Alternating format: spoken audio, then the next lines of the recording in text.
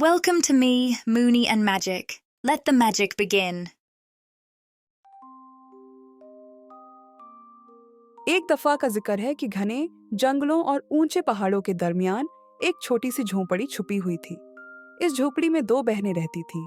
हर सुबह जैसे ही सूरज की किरणें दरख्तों के पत्तों से छनकर आती, एक नीली चिड़िया उनकी खिड़की पर आ बैठती थी और अपनी मीठी चहचहाहट से उन्हें जगाती थी।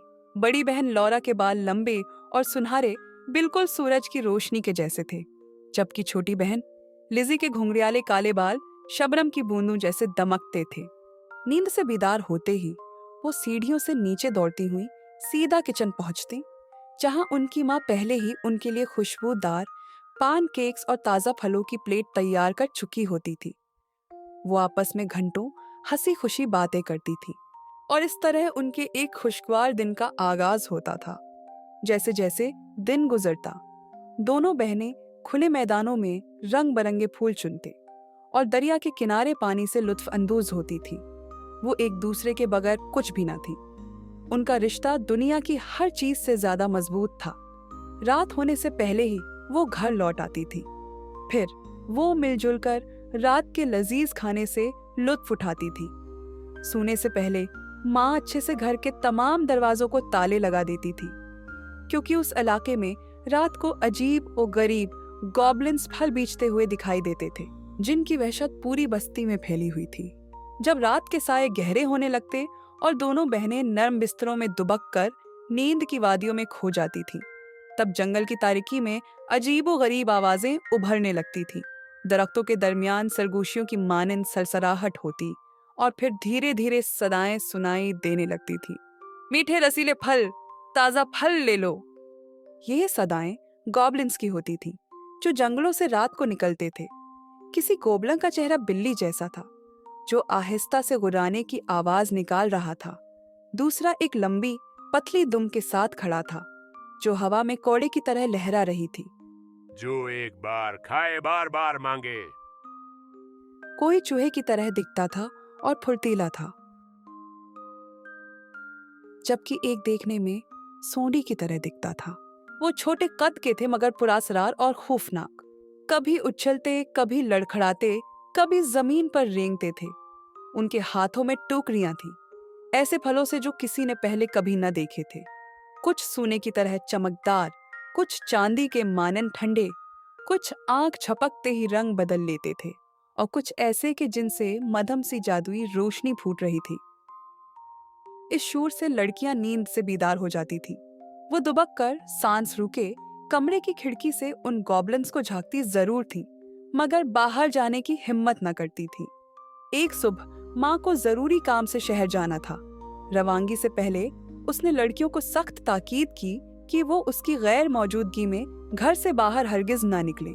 लेकिन जैसे ही माँ रवाना हुई, लड़कियां हंसती मुस्कुराती बाग की तरफ निकल गईं और रंग बरंगे फूल चुनने लगी। वो ठंडी हवा और फूलों की महक से खूब लुत्फ अंदोज हो रही थी। अचानक हवा में एक अजीब सी सरगोशी गूंजी। वही गॉबलिन्स जिन्हें वो हमेशा खिड़की से छुपकर देखा करती थी, अपने मीठे रसीले फलों के टुकड़े उठाए वहां आ गए।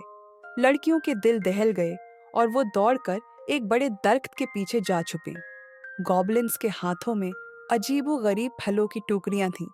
किसी के हाथ में चमकते लाल फल थे,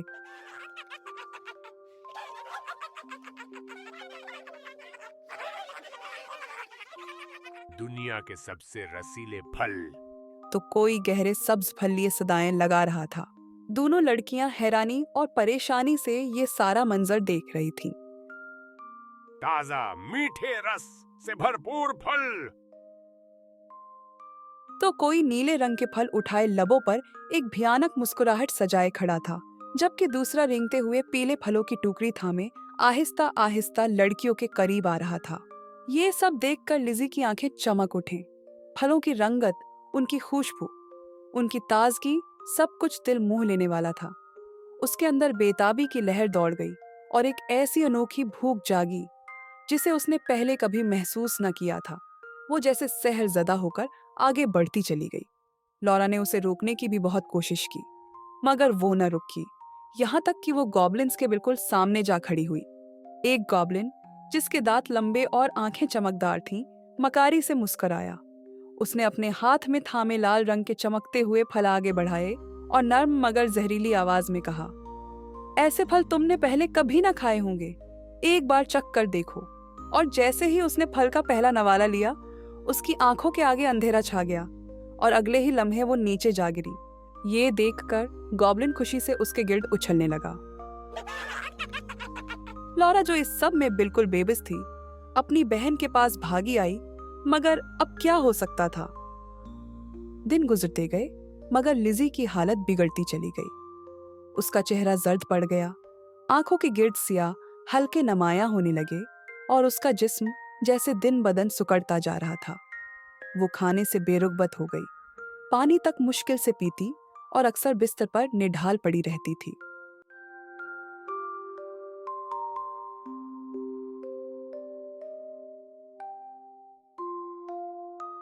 लॉरा ने बेचैनी से माँ से पूछा, ये इसे हो क्या गया है? माँ ने गहरी आ भरी और अफसुर्दा लहजे में कहा, इसीलिए मैं तुम दोनों को हमेशा मोहतात रहने को कहती थी। गॉब्लिन्स के फल जो भी एक बार चख ले, वो दोबारा तब तक सुकून नहीं पाता जब तक वही फल दोबारा न खा ले।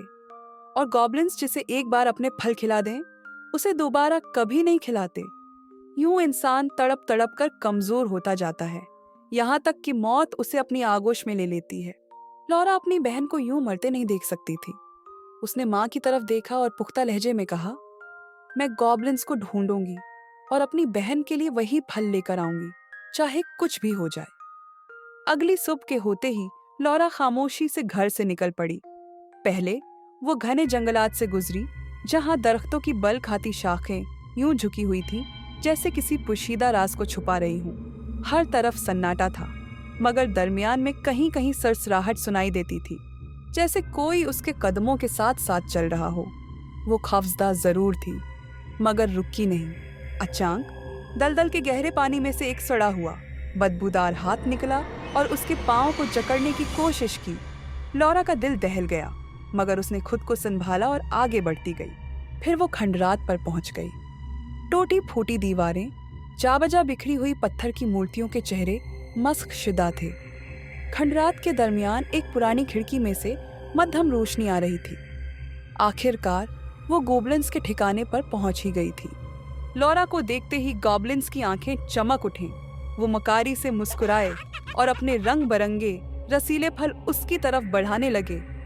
आओ लड़की, ये फल खाओ, ऐसे मीठे और रसीले फल तुमने कभी नहीं चखे होंगे। एक गॉब्लिन ने सरगोशी की। ये देखो, लाल नीले सुनहरे फल खाओ, मजा आएगा। दूसरा गॉब्लिन गुराया, लेकिन जब लॉरा ने अपना मुंह सख्ती से बंद कर लिया तो गॉब्लिन्स गुस्से में आ गए। उन्होंने उसके चेहरे पर तमाम फलों का रस मल दिया। लॉरा तेजी से वहां से भाग निकली। गॉब्लिन्स गुस्से से गुर्राने लगे। उन्होंने अपने हाथों में मौजूद तमाम फल जमीन पर पटक दिए। चंद ही लम्हों में जमीन पर रसीला रस बहने लगा। लॉरा पीछे देखे बगैर भागती रही। गॉब्लिन्स लॉरा का पीछा करते हुए उसके पीछे भागे, लेकिन लॉरा उनको काफी पीछे छोड़ चुकी थी। वो चीखते चलाते रह गए। उन्होंने अपने तमाम फल जमीन पर जाये करना शुरू कर दिए। आखिरकार लॉरा घर पहुंच गई। उसने अपनी हथेली पर गॉब्लिन्स के फलों का रस लगाकर अपनी बहन के खुश होंठों पर लगा दिया। जैसे ही लिज़ी ने रस को चखा, एक करिश्मा हुआ। उसकी आंखों में जिंदगी की चमक लौट आई। उसका जर्द चेहरा दोबारा गुलाबी होने लगा। सांसें बेहाल हुईं और चंद ही लम्हों में वो उठकर बैठ गई। माँ ने अपनी बेटी को सेहतयाब देखकर अल्लाह का शुक्र अदा किया। लिज़ी ने अपनी बहन से वादा किया कि आइंदा वो हमेशा मुहतात रहेगी, माँ की नसीहत पर अमल करेगी और किसी भी गैर मामूली चीज का लालच नहीं करेगी। यूं बहन की मोहब्बत ने एक मोजज़ा कर दिखाया और गॉब्लिन्स का जादू हमेशा के लिए टूट गया। इस दिन के बाद से गॉब्लिन्स को वहां कभी नहीं देखा गया, क्योंकि वो जान चुके थे कि इस इलाके के लोग उनकी मकारियों से वाकिफ हो चुके हैं और दोबारा कभी उनके जाल में न फंसेंगे। चुनांचे उन्होंने अपना इलाका शायद बदल लिया,